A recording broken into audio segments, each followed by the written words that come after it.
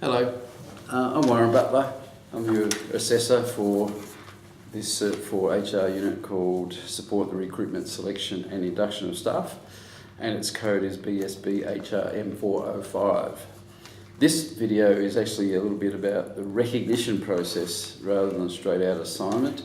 So if you're involved in recruiting, selecting, inducting people, then there's a good chance that you could prove the competency by telling me about that or showing me and me seeing sample documents and things like that. So this is the guide that you would have got hopefully by now. If you haven't, so let me know. And it just goes through what is required for a recognition assessment. So firstly, there's a self-assessment on page 3, a summary of the unit above that, but if you can tick on this, there's a little table that says often, sometimes or never. If you get often for most things in there, pretty good chance that recognition is the way to go. But if there's a whole lot of nevers, or mostly or sometimes, then maybe not. Maybe just do the assignment rather than thinking about it this way. So on page 4, it talks about the recognition assessment process as a competency conversation that you and I will have. You'll be asked the questions basically that come out of the assignment. So that's the knowledge questions, so you can answer those verbally. You can still submit them in writing, that's okay too. But that can be done at the same time as we do the assessment for the performance evidence. So the performance evidence task sort of shows your practical skills related to the unit. And then the information goes on about reasonable adjustments and appeals and things like that, which hopefully you already know about. But if you don't, have a read. And then we get on to page 6. It's actually the knowledge evidence requirements in a form of 7 questions. So as I said, they're basically straight out of the assignment, but they coincide with the evidence requirements in the unit of competence. So think about those questions, and I'll be asking you about those when we meet, or it can be over the phone, of course. So then the performance evidence task starts on page 7, and it has a list in the middle there. We're looking for anything that shows competence. So you might have done training in this, might have been in-house or informal, but that's still training that might help with the assessment.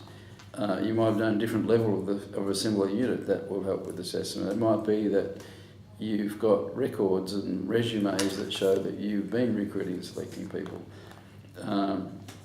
More than likely though, you're in a situation where you've been on a panel and you've been involved in selecting someone. So that's what we're looking for. There's also third-party evidence can be used here. That's at the back of the form. There's a third-party workplace testimonial. That's where someone you know, usually your supervisor, but it can be a colleague, who can verify that you meet most of the performance requirements of the unit.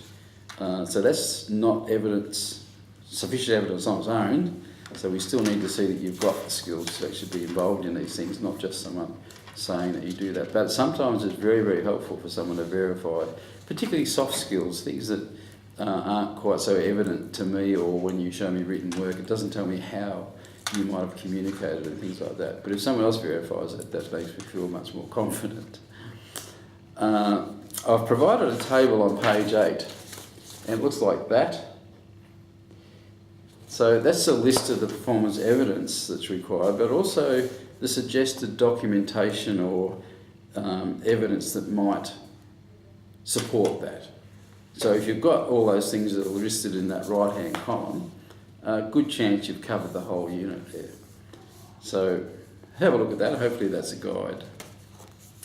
The next page on page 9 is the same table, basically, the evidence, but then it's got a listing, if you wouldn't mind doing, showing me which documents you're going to supply, and give them a number just so I can find them easily. And so sometimes you might have a selection report saying that covers quite a few criteria. Or there might be a training plan for the panel that were on a selection interview. So that might cover the collaboration and all sorts of extra things as well. So just think about that. What's the evidence that covers most things, and make sure you supply them. So the next bit here is the third-party workplace testimonial, a bit of instruction for you there. And then this form is actually for your supervisor or colleague for them to fill it in. So the first page is just about their experience with you and that they're happy to do the assessment, or it's not really an assessment, it's their testimonial, and that they are welcome to get feedback from us if they need it. And then we have the actual testimonial. So once again, the performance evidence is shown, and they do or often, sometimes, never sort of appraisal, and they sign it with any additional comments. So that might help too. So that's basically what's in the recognition assessment package student version.